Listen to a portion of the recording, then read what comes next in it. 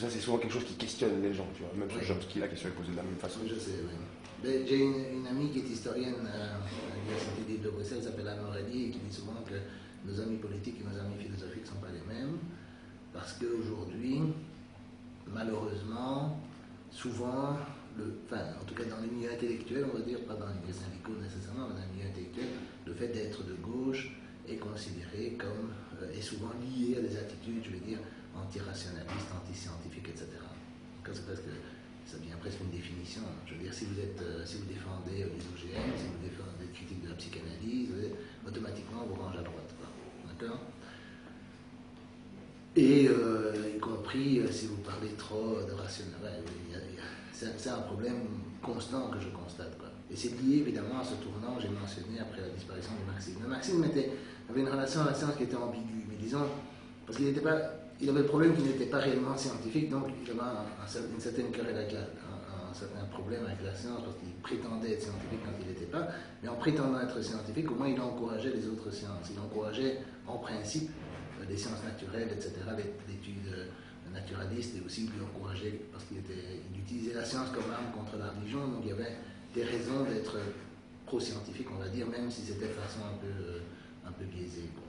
Même beaucoup biaisée. Enfin, tandis qu'avec la disparition du marxisme, on est rentré dans une période où on retombe en fait dans une forme d'idéalisme de gauche et de subjectivisme de gauche qui pour moi est catastrophique au point de vue politique.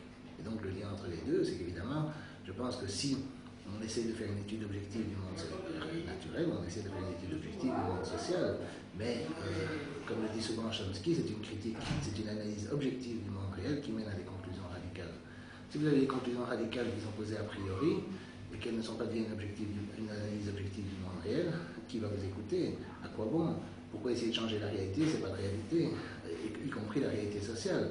Maintenant, ce qui est vrai, et ça, c'est aussi quelque chose sur lequel Chomsky insiste beaucoup, aussi, c'est que le monde social n'est pas du tout connu scientifiquement, il n'est pas connaissable scientifiquement, peut-être même, comme le monde naturel.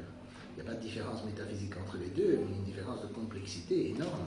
Il y a un nombre incroyable de variables, on ne sait pas écrire d'équations, si on savait les écrire, on ne pourrait pas les résoudre, etc., etc. Donc on est limité quand il s'agit du monde social à quelques intuitions, à quelques observations, etc. Et il y a un grand problème aussi, alors ça c'est plutôt l'héritage de la première partie des années 60, de critiquer l'idée que c'est la science qui va une certaine science, par exemple on trouve ça chez Bourdieu, une science sociologique qui va nous éclairer et nous permettre de nous libérer des discours dominants, etc. Je pense, de nouveau je suis désolé de citer Chomsky, mais sur ce point-là je suis d'accord avec lui, c'est que la critique du discours dominant relève d'un sens commun éclairé par les faits. C'est-à-dire qu'il faut évidemment connaître un certain nombre de faits qui ne sont en général pas connus par le grand public, mais les faits ne sont publiquement disponibles, ce sont pas on ne se base jamais, nous en tout cas, sur des conspirations, c'est-à-dire on se base toujours sur des faits publiquement disponibles, des documents non controversés qui sont mis à la disposition du public ou qui sont même dans la presse, dans la grande presse, mais qui montrent les contradictions ou les contradictions dans le discours dominant.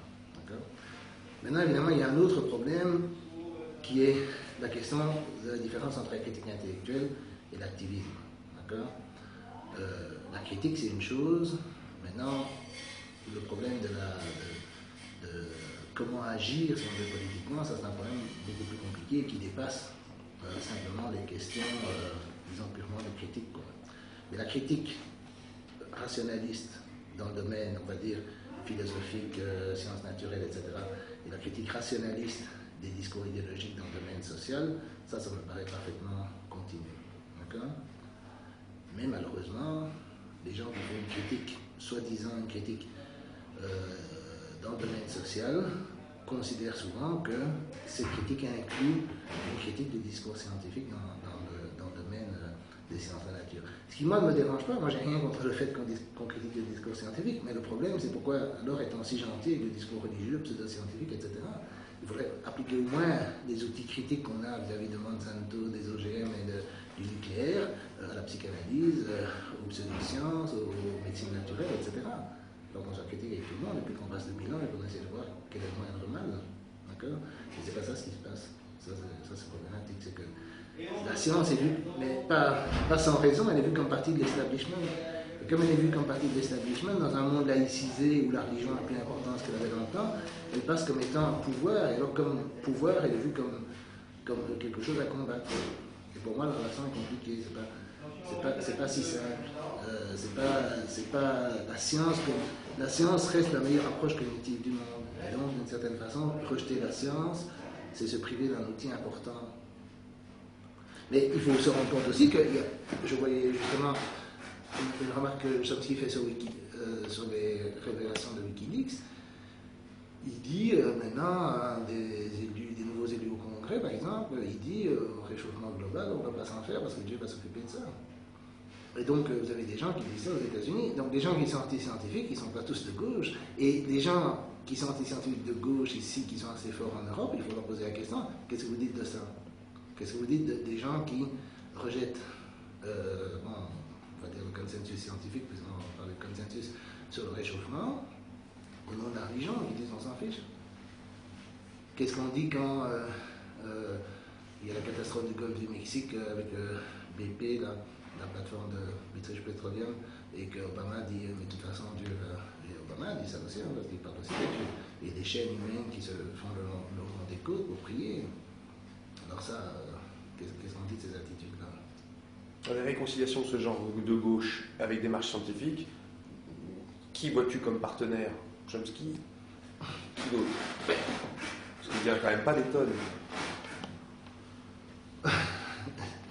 Mais moi, je vois pas, tu vois, le problème, ça c'est le problème, la différence, si tu veux, entre l'action et la critique. Moi, je n'arrive pas à m'identifier, si tu veux, avec un mouvement politique. D'accord? Donc je me résigne, si tu veux, à essayer de faire des critiques intellectuelles. Tu vois? Je ne me vois pas ni être un intellectuel au service d'un parti ou d'une organisation politique, ni en créer un. Je n'ai pas la capacité de faire ça.